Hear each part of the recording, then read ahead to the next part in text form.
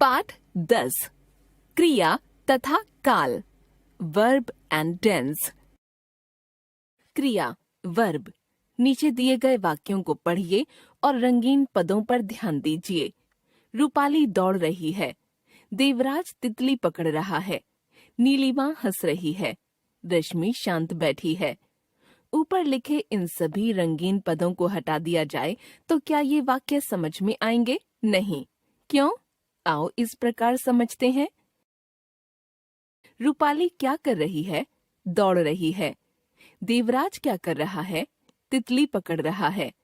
नीलिमा क्या कर रही है? हंस रही है। रश्मि क्या कर रही है? शांत बैठी है। ये रंगीन पद हमें जानकारी दे रहे हैं कि किनके द्वारा क्या काम किया जा रहा है। इन पदों के अभाव में उपर्युक्त वाक्य पूर्णतया अपूर्ण और निरर्थक हैं। ये पद वाक्य के महत्वपूर्ण अंग हैं। इन्हें हम क्रिया कहते हैं।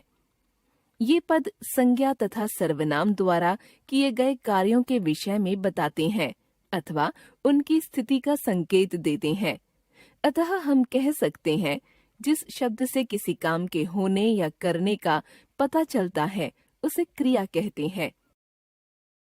धातु दौड़ना, बैठना, खाना, करना, रोना, हंसना आदि क्रियाओं के सामान्य रूप हैं। इनमें से ना निकाल देने पर जो रूप बचता है उसे क्रिया की धातु कहते हैं। जैसे दौड़, बैठ, खा, कर, रो, हंस आदि। क्रिया की धातु ही क्रिया का मूल रूप है। वाक्य में प्रयोग करने पर क्रिया का मूल रूप लिंग, वचन, पुरुष, कारक के अनुसार परिवर्तित होता रहता है। जैसे दादाजी अखबार पढ़ रहे हैं, दादी जी अखबार पढ़ रही हैं।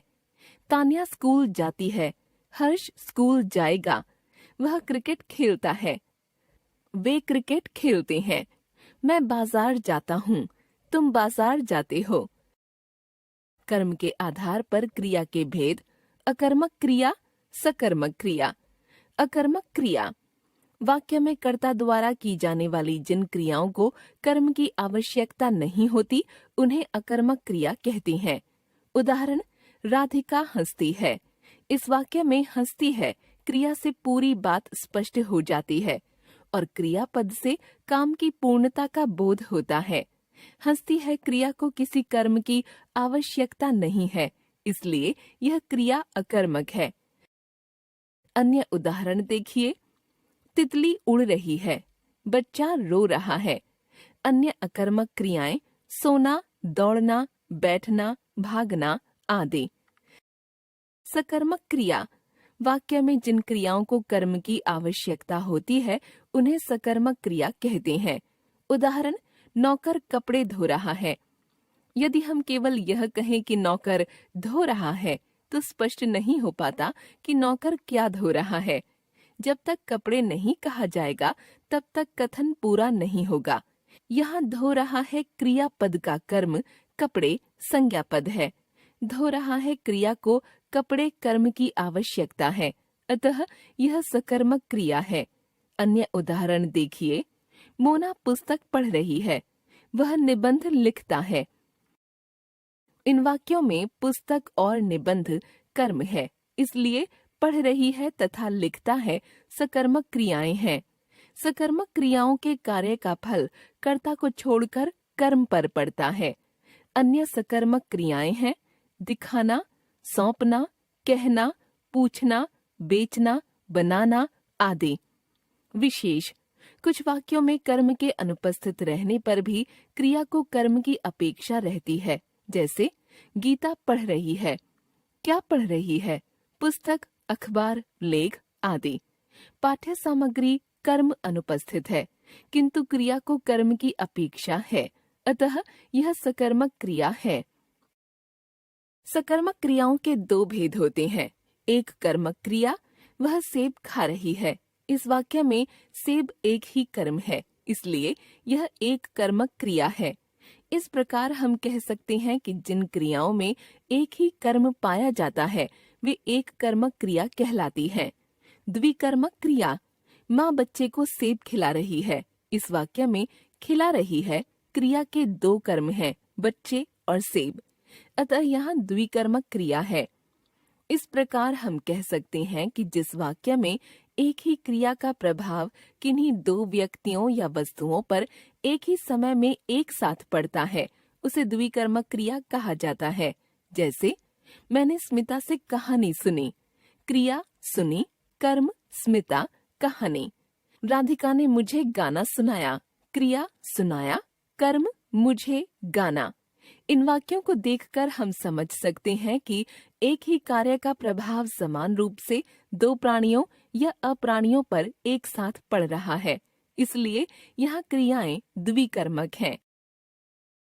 रचना की दृष्टि से क्रिया के भेद। रचना की दृष्टि से क्रिया के भेद: सामान्य, संयुक्त, नामिक, प्रेरणार्थक, सामासिक, मिश्र।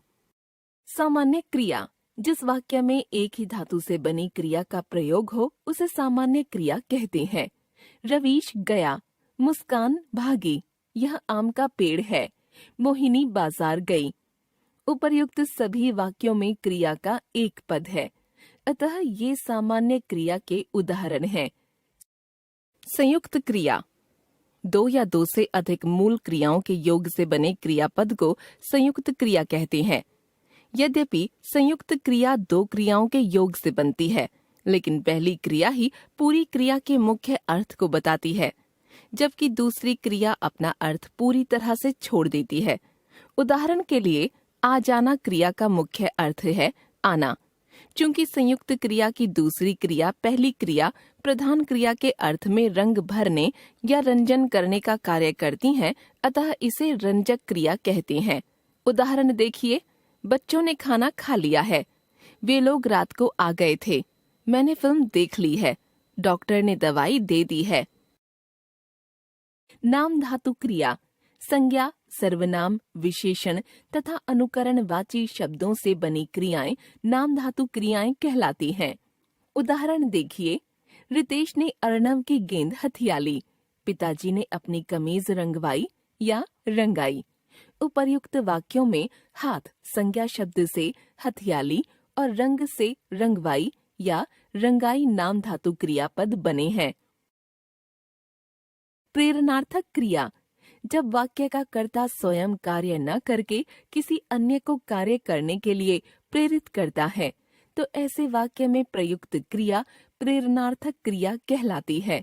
उदाहरण देखिए, निया कुत्ते को रोटी खिलाती है। अध्यापिका बच्चे से लेख लिखवाती है। उपर्युक्त दोनों वाक्यों को ध्यान से पढ़कर हम प्रेरणार्थक क्रिया के भेद को भी समझ सकते हैं। पहले वाक्य में खिलाती है तथा दूसरे वाक्य में लिखवाती है क्रियापदों में आती और वाती का यही अंतर प्रेरणार्थक क्रिया को दो भेदों में बांट देता है। प्रथम प्रेरणार्थक क्रिया: इसमें कर्ता स्वयं को कार्य करने की प्रेरणा देता है। इसमें क्रिया के साथ आती, आता प्रत्यय जोड़ दिया जाता है। जैसे, पढ़ जमा आती, पढ़ाती। लिख जमा आता, लिखाता आदि।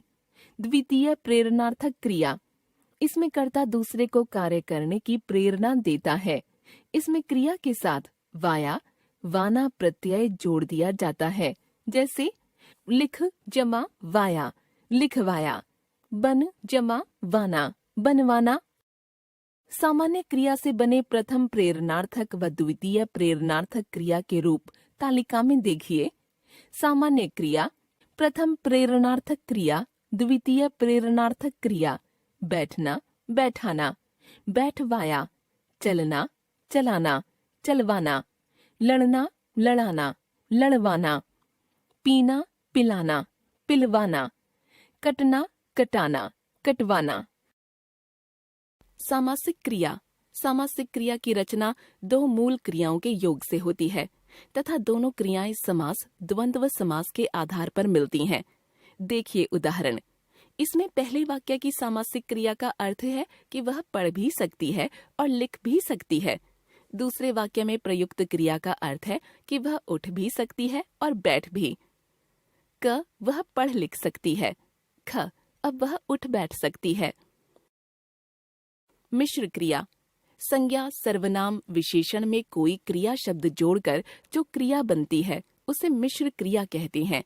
देखिए उदाहरण, संज्ञा जमा क्रिया, भूख लगना, नींद आना, दान देना, याद आना, दर्शन करना आदि। सर्वनाम जमा क्रिया, अपना लगना, पराया लगना आदि। विशेषण जमा क्रिया, अच्छा लगना, बुरा लगना, गरम करना आदि। एक बार फिर से, जो शब्द किसी कार्य के करने या होने की जानकारी दे वह क्रिया है। कर्म के आधार पर क्रिया के दो भेद हैं, अकर्मक और सकर्मक। रचना के आधार पर क्रिया के 6 भेद हैं, सामान्य, संयुक्त, नामिक, प्रेरणार्थक, सामासिक तथा मिश्र।